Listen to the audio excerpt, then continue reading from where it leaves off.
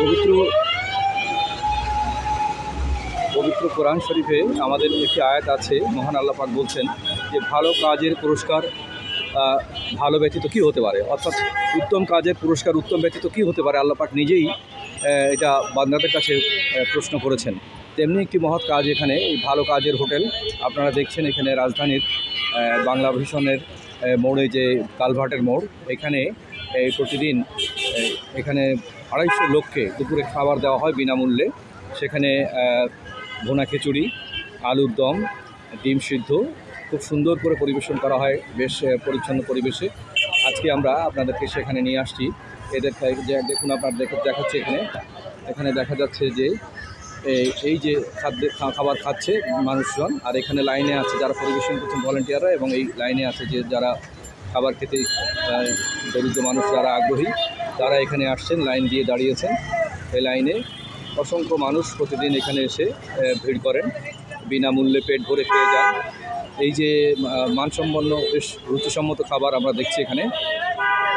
এমনই উদ্যোগ আমাদের দেশের প্রত্যেকটা অঞ্চলে, প্রত্যেকটা থানায়, প্রত্যেকটা উপজেলায় এই উদ্যোগ নেওয়া যেতে পারে। ওখানকার যারা ধর্নাঢ্য ব্যক্তি, এমনকি সাধারণ মানুষ যারা, তারা অনেকেই বেশি না, মাত্র মাসে 300 টাকা চাঁদা দিয়ে সদস্য হয়ে এদেরকে এই সেবায় তারা গণ্য করছে। আমরা মনে করি যে এই দেশের মানুষ যারা, প্রতিটা মানুষ কিন্তু আমাদের আপনজন, আমাদের দেশের নাগরিক, আমাদের দেশের ভোটার, তাদেরকে অভুক্ত রেখে তাদের দুর্দশা লাঘব না করে যদি আমরা শুধুমাত্র ভোট চাই এবং তাদেরকে নাগরিক সুযোগ সুবিধা থেকে বঞ্চিত করি, সেটা আসলে ঠিক হবে না।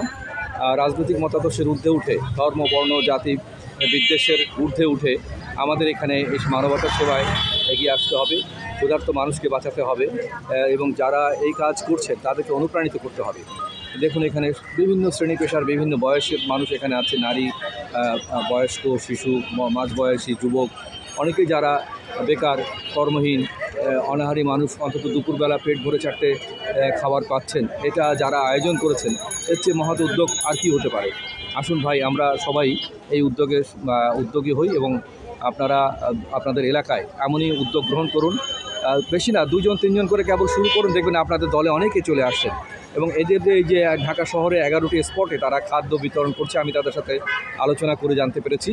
এবং প্রতিদিন দুপুরবেলা তারা খাবার দিচ্ছে এক একটা স্পটে 250 লোককে।